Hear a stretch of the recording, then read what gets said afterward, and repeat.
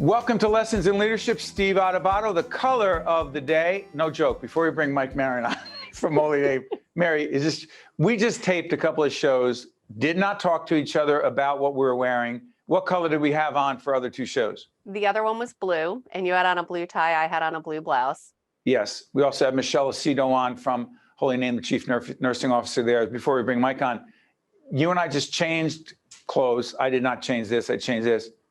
Did we tell each other we're wearing gray, silver, whatever this is? Not at all. And I love it because we still have some more shows to tape today. So it's going to be a game to see if we do coordinate for the last shows of the day. But I love it. We joked about it when we were talking to Michelle, who was awesome, by the way, Michelle Aceto at Holy Name. And we joked about it. And literally it's been, 22 years working together, and it becomes more of a, work husband, work wife. And I think we just mind meld together for sure. Now, Mike Maron is wondering, after all the years we've known each other, Adubato and Mary, why are they just talking about their clothes? Mike, you have a bright, beautiful blue tie on. Any significance there? Oh, yeah. So many, many years ago, Steve, you had reminded me that when you appear on television, it is different than how you would see yourself looking in the mirror, and always wear a bright tie as something as loud as you would think, because when it shows on TV, it's going to be muted and it's going to make you pop, not the tie. See, Mike Maron's got all these serious issues to be dealing with. He's dealing with this. Hey, Mike, listen, first of all, it's an honor to have you on back again, Lessons in Leadership. Do this. We're taping this mid-September 2022. Will be seen later. I've asked you this so many times, but I'm going to ask you again because it's really not the same question. Number one leadership lesson that you feel you have learned this deep into the pandemic, this deep into your leadership career is? Take responsibility for the obligations and the role that you're in. Don't look to blame others, and learn to make do with what you have. And then if anything, embrace the power of the people around you. You're never alone. And if you inspire them, they're going to inspire you, and you're going to be highly responsive. Stay on that, Mike. Mary's not a fan of my having all kinds of props here, trust me. And it's not just my Yankee hat that I have here. I have other hats too. One of my favorite books, Mike, written by two wonderful, extraordinary leaders, Navy SEALs, who wrote Extreme Ownership, all about taking responsibility, as you just said. My question, why do you think so many CEOs, leaders, doesn't matter in government, not-for-profit sector, hospital, the healthcare world, corporate world, why do so many leaders have such a hard time, forget about extreme ownership, just taking any ownership, and are so quick to blame others? Mike. I think, Steve, it's part of the downside, the negative side of the coin, if you will, of capitalism. So most leaders today, highly compensated career individuals, and if you put your compensation, your career path individually ahead of the organization as a whole, you're gonna abdicate that responsibility. Because look, when we got into the vaccine component, right? Deputy Commissioner of Health called me and said, "Help me understand this, Mike. Why are you guys investing time, energy, resources into vaccinating people?" And I said to her, "Marcel, that's our I view it as that's our responsibility. We're in this community to serve the community. If we don't do it, who's going to do it? So we have to step up and do it. It's our responsibility." She goes, "Well, how are you going to get paid?" I said, "I don't know. We'll figure that out later. But right now, our community's hurting. The virus is running rampant. We have a vaccination.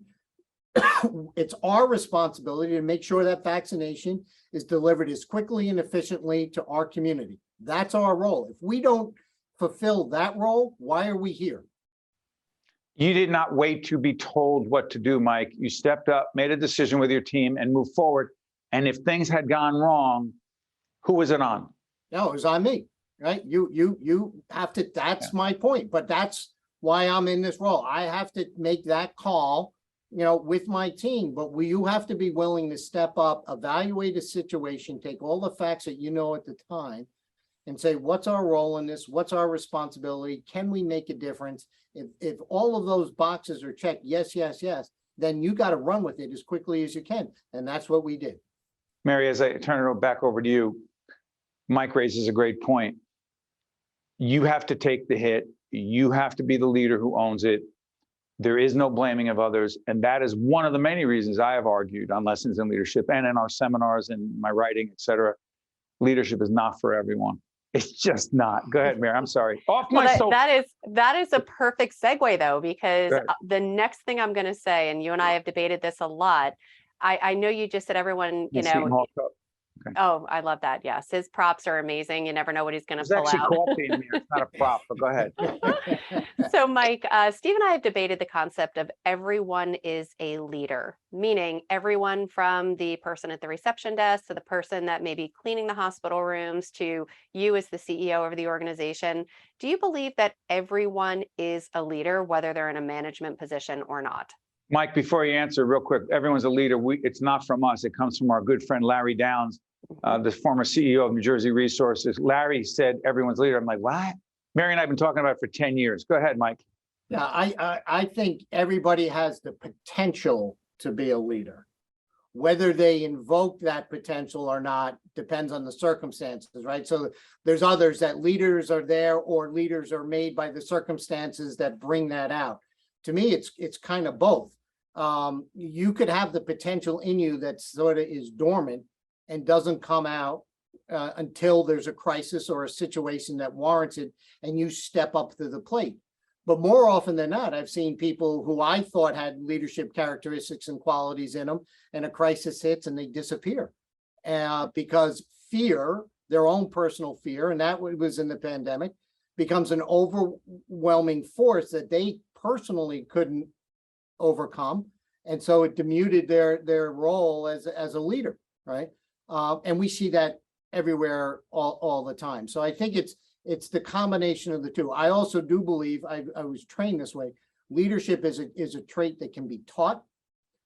It has to be, you can absolutely treat it, but innate into the person's character is ultimately what drives in a real crisis where you see leadership capabilities emerge and rise to the top. Michelle Aceto, right? I give you our chief nurse, and check out, I'm sorry, Mike, check out, Sylvester will put up our website, stand-deliver.com. Check out Michelle Aceto, who is the chief nursing officer at Holy Name. Great leader, great nursing leader, great interview on with us. Go ahead, Mike, pick it up. So in January 2020, Michelle was not the CNO here. She was not the chief nursing officer. She was an executive within the nursing ranks. But the woman who ran nursing here for 12 years retired. We hadn't decided on how we were going to replace it. The pandemic hits. We take a team approach to it, but it became very clear just a couple of months into the pandemic that Michelle separated herself head and shoulders above everybody else. How, Mike? How? Because she took responsibility for her role as a leader and said, I'm going to be here every day. I'm going to make, it's a word that gets shunned very much in society today. I'm going to make a personal sacrifice to make sure that me and this organization are responsible to the benefit of others. I am not going to, it's not about me. It is about me being of service to others. I may have said this to you once before. The Rockefeller Creed, right? Rockefeller Center in New York. This gets no play publicly. If you Google it, you can find it, but you never see it really touted. So John Rockefeller, many years ago, wrote 10 principles that he felt, the son, not the father, that he felt were important for people to live their life by, right? And I read that. I came across it in Manhattan on the eve of the pandemic, right? The Christmas holidays, my wife and I are in New York, and we go to Rockefeller Center, and there's this incredibly etched monument there, and I start reading this, and there's a security guard there, and I'm like, where'd this come from? I'm like, I've been here thousands of times. I've never seen this. And the security guard starts laughing. He goes, you sure you've been here 1,000 times? Because that's been here since the 40s. What are you talking about? And I'm like, I never saw it. I never read it. And I sat there and I read it and I was taken back. So so much so I'll tell you, here's principle 8 in the Rockefeller principles of how you should conduct your life. I believe the rendering of useful service is the common duty of all mankind, that only in the purifying fires of sacrifice is the dross of selfishness consumed and the greatness of the human soul set free. Interpret that, Mike. Wow. So what I believe is, and it applies for us, it applies to us in the pandemic. I gave this etched on a clock to all of my senior team because I believe this so much. We're in a service industry. I believe it is the common duty of mankind to be of useful service. So we're trying to be of useful service to our community. That is the greatest reward.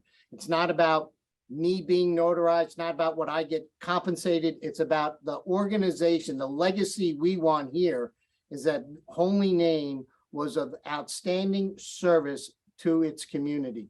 That's the most critical part. So be of service to your community. In order to do that, you have to make sacrifices. You have to suppress, right? Dross, to dismiss the drive of selfishness. You're going to put others ahead of yourself. Wow. Right? And in doing so, you set the greatness of the human soul free.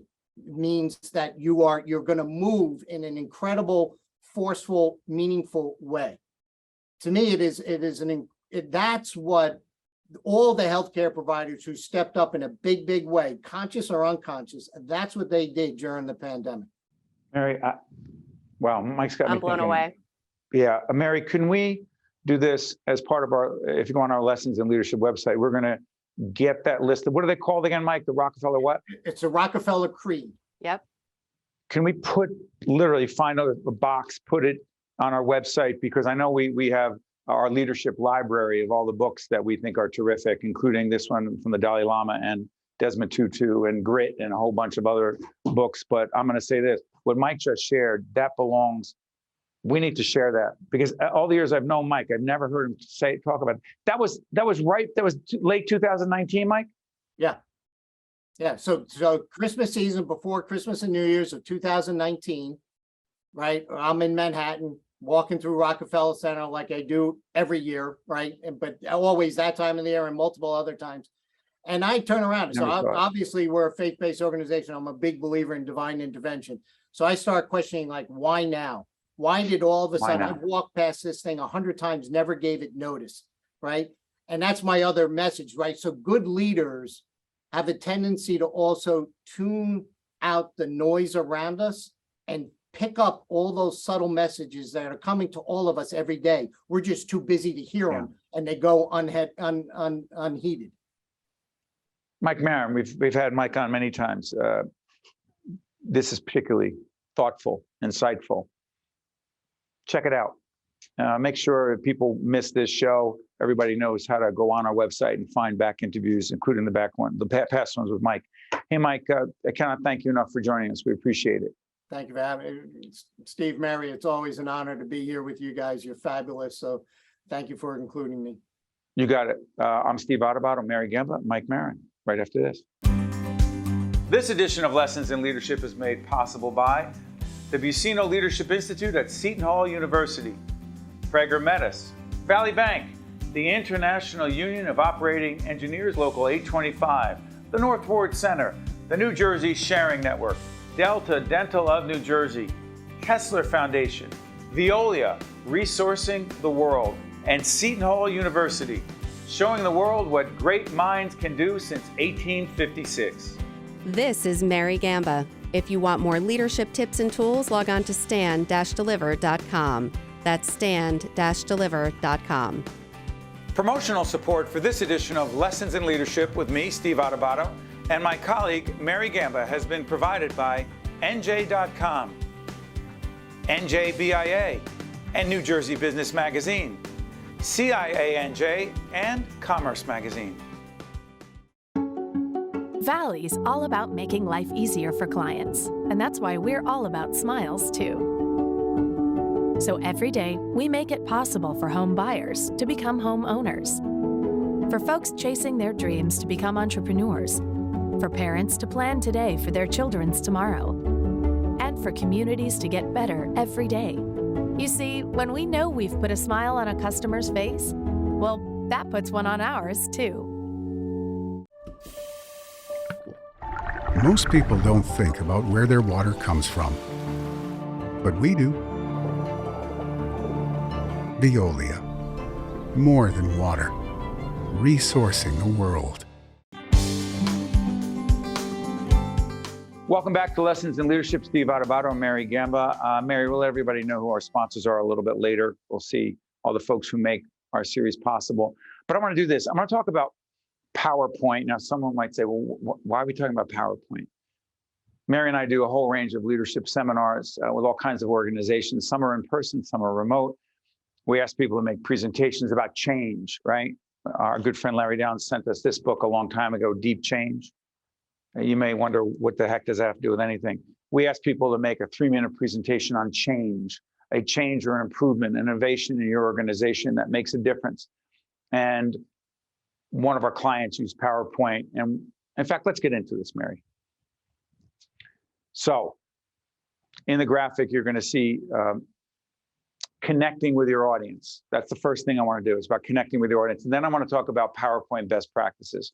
What does it have to do with leadership? Everything. Because leaders, in my view at least, and I know Mary agrees, leaders have to motivate people to make a difference in the lives of others. Leaders must motivate people to act, to do something. That's what Dr. King was all about. People say, oh, he was a great speaker. Yeah, he was a great leader who was a great speaker who motivated people to action, put their lives on the line for the civil rights movement. If you are a great speaker who doesn't move people to action, you're not really a great leader. That being said, Mary, connecting with your audience on any platform, digital or in person. First of all, the biggest difference from your perspective, we're doing this remotely, right? We're connecting, we're trying to connect versus in person. Biggest difference. Well, the biggest difference is you don't have that level of eye contact as you would in person. So if you and I were communicating in a studio sitting across from each other, I can literally be looking at you in the eye. But Zoom, which you're using that platform, but any virtual Google Meet, what have you, right now, if I look at you, you're down on the screen over here. But I need to focus.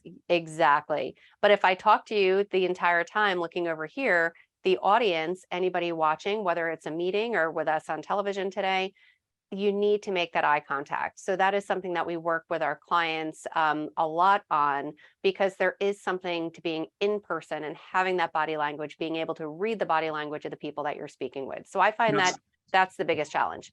Sorry for interrupting. We talk about listening as well, and I interrupt Mary a lot. But that being said, what about when our clients say, our coaching clients, we do a lot of communication leadership coaching, Steve, what do you mean look into the camera? If I'm looking at the people on the screen, I'm connecting with them. It's unnatural to look into the camera. It's not normal. I feel distracted. All true. But what?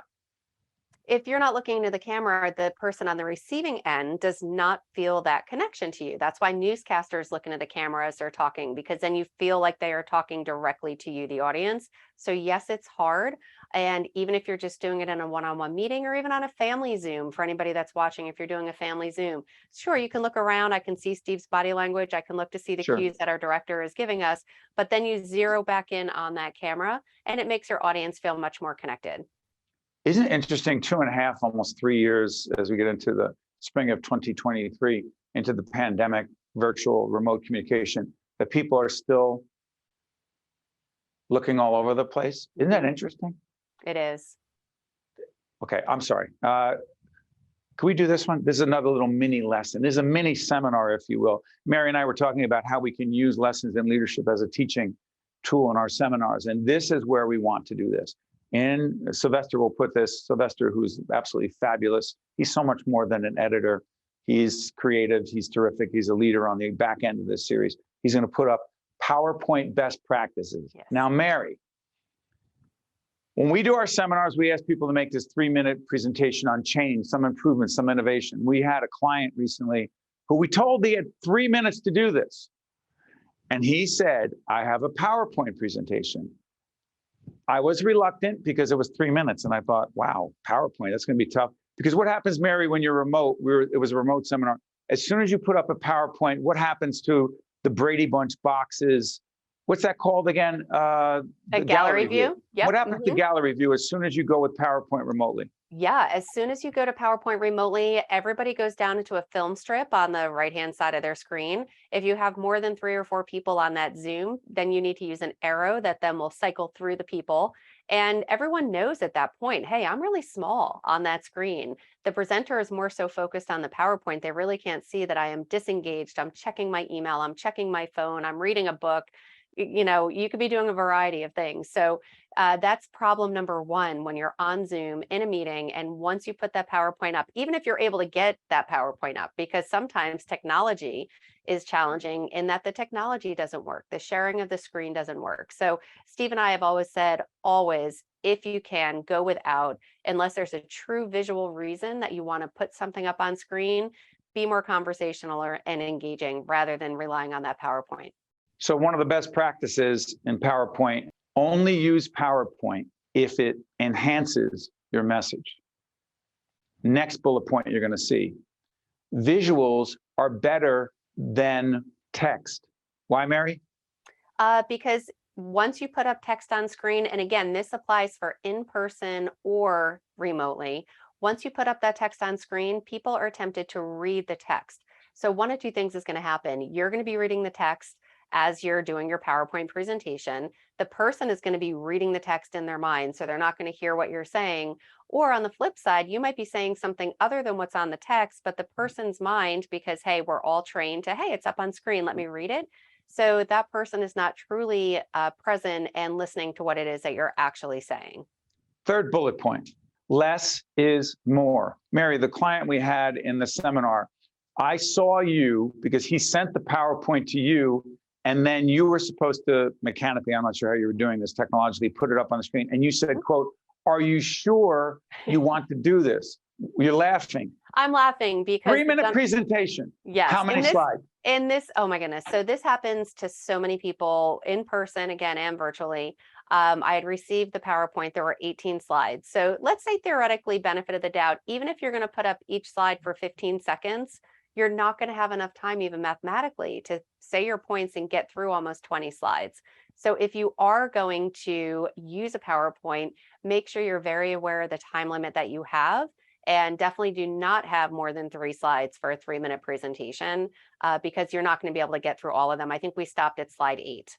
Yeah, P.S. I'm going to go to the 4th bullet point in terms of best practices when using PowerPoint. But real quick, I cut off our client at 4.5 minutes and I said, Jim, do me a favor, stop. And he said, what? I said, stop right there, get rid of your PowerPoint, put us back on the gallery view and talk us through this. And he panicked, but he started doing it. Mm-hmm. How much better was he, Mary, with no slides, just talking to us? And we were remote. How much better? We were remote. Yeah, it was night and day. He lit up. He became conversational. His body language changed. So before that, you could almost tell he was looking in, reading the slide. Once that slide went away, that barrier that was really breaking down his communication between us and everyone else that was on. I think we had 8 or 9 other people in the Zoom meeting that day in that seminar. Once that went away, it was conversational. Everybody else leaned in. Everybody else perked up. And that's something to remember. And I know people watching this, if you're like, I don't really do PowerPoint that often, but it could be in any other type of communication that you're doing. The key is to be conversational, engaging, and make sure you understand who your audience is and how they would really want and need to receive that information. Because more is not more, it's just more. It's just more. And when you run out of time and you get cut off because there's more items on the agenda for that meeting, it's embarrassing. 4th bullet point, white space. In between if you're going to have text, a lot of white space so that people can see it. And Mary, how about this brilliant tip? Bigger font. Mm-hmm. What? If you're going to use any text, you want to make sure that it's large enough for the person to read it. Too often people think, again, more is better, and they try to cram in a whole bunch of like little text, statistics, and numbers. And Steve, one of the things that you've always said is that numbers can be numbing. No one's going to remember a ton of statistics. Nobody's going to remember a ton of text. They're going to remember either a story that you're going to share related to your presentation, or they're going to remember 1 or 2 keywords, regardless of what that is. But you want to make sure that you hone in on those key words, less text. And if you do use text, definitely have it be nice and large. When using PowerPoint, it is absolutely essential that you engage your audience, meaning don't talk to the PowerPoint, talk to the people, meaning the message is not in the PowerPoint, it's in you. So devil's advocate, Mary says, someone might say, but my PowerPoint keeps me focused. I remember what I want to say.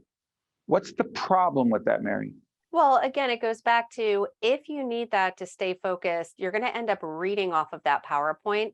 Everyone's seen a presentation where somebody is reading a script, they're reading the words, they're not having a conversation with you. So once you start relying on that PowerPoint, you are going to lose your audience almost immediately. They're going to tune out. And if you have something in a PowerPoint that you could just send after the fact, whether in an email or as an attachment, do it. Because so many times people say, well, I have so much more to say. There's so much research to support my argument. That's great. Send it after the fact. But in that presentation, short, sweet, concise, and definitely do not read that PowerPoint. So that is our best practices around PowerPoint best practices. We'll have that as a mini seminar. Mary, I believe we have 2 minutes left. I want to try this real quick, and it's tied to this topic, but not really. Confidence and leadership.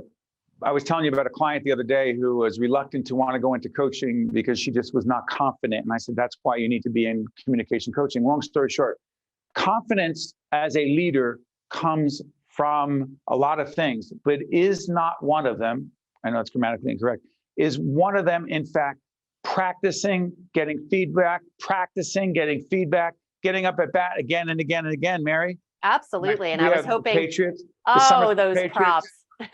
We're going to have the general manager of the Somerset Patriots, Pat McVeary, joining us. Mary, you got to get up at bat, right? I know, absolutely. So yes, it is about practice. You are not going to know if you're able to do it. It's like riding a bike. If you look at that bike, unless you get on it and you give it a shot, you're never going to learn how to ride that bike. You're not going to learn how to do it better unless you do it more often. And the same comes with presenting, having conversations, getting out of your comfort zone. Sure, it's hard. It is so hard to get outside of your comfort zone, but the payoff is going to be worth it. You're going to become more confident communicators and then in turn, more confident leader. One of our daughter's friends has been working on riding a bike for a while, and I've tried to help her a couple of times, and she's going to ride that bike, but she's afraid right now. You got to yes, you're going to fall. That's why you do it on the soft surface. That's why you do it in a field. There is no other way. You got to keep getting up at bat. Yes, I know we have to go. That's Mary, that's Steve. Hopefully we've given you a little bit of confidence. You got our best practices using PowerPoint. It is the greatest leadership show in the world. Lessons in Leadership. Mary Gamba, Steve, see you next time.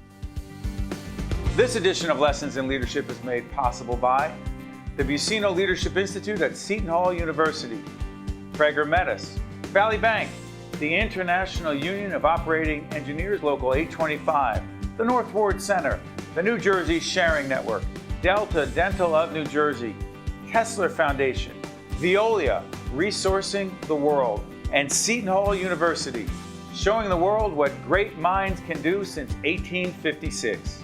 This is Mary Gamba. If you want more leadership tips and tools, log on to stand-deliver.com.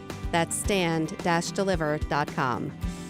Promotional support for this edition of Lessons in Leadership with me, Steve Adubato, and my colleague, Mary Gamba, has been provided by NJ.com, NJBIA, and New Jersey Business Magazine, CIANJ, and Commerce Magazine.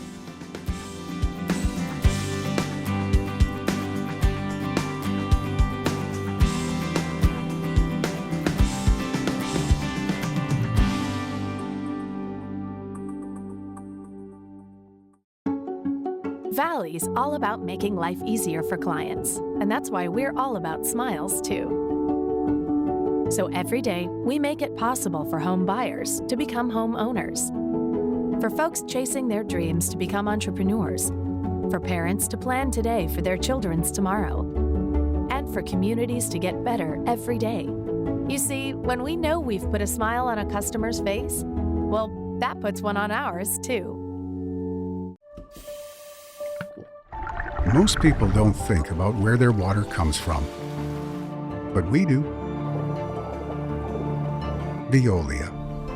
More than water. Resourcing the world.